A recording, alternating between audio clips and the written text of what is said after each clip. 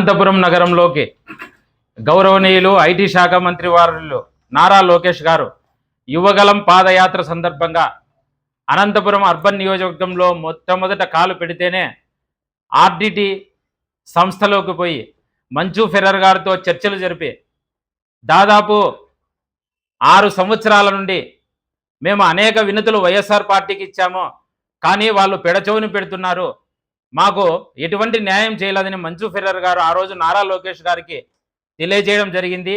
ఆయన వెంటనే స్పందించి వచ్చేది మా ప్రభుత్వమే అధికారంలోకి వచ్చిన తక్షణం మేము చేస్తామని ఆ రోజే మంచు ఫెర్రర్ గారికి హామీ ఇవ్వడం జరిగింది.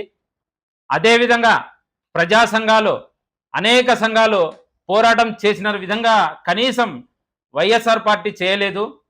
కానీ ఈ వాళ్ళ 5 సంవత్సరాలు వదిలేసి ఈ 2 సంవత్సరాల్లో మేము అధికారంలోకి వస్తేనే మా మీద బురద చల్లడానికి ఈ వైఎస్ఆర్సీపీ జిల్లా అధ్యక్షుడు అనంత వెంకటరామరెడ్డి గారు అనేక కుట్రలు కుతంత్రాలు తెలుగుదేశం పార్టీ మీద బురద చల్లడానికి ప్రయత్నం చేశారు.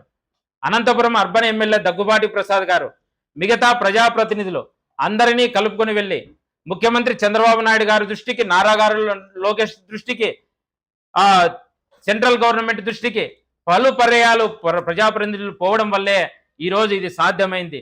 నిజంగా తెలుగుదేశం పార్టీకి ప్రజాప్రతినిధులందరికీ ఈ అనంతపురం జిల్లాలోని ప్రజలందరూ కూడా రుణపడి ఉంటారని చెప్పి ఈ సందర్భంగా ఒక దళితునుగా టీడీపీ ఎస్సీసెట్ జిల్లా అధికార ప్రతినిధిగా ఇది ఇంత పెద్ద బాధ్యత నెరవేర్చిన అనంతపురం జిల్లా ప్రజాప్రతినిధులకు, ముఖ్యంగా నారా లోకేష్ అన్న గారికి మరీ ఈ దళిత జాతి రుణపడి ఉంటుందని మరీ కృతజ్ఞతలు తెలియజేసుకుంటున్నాం.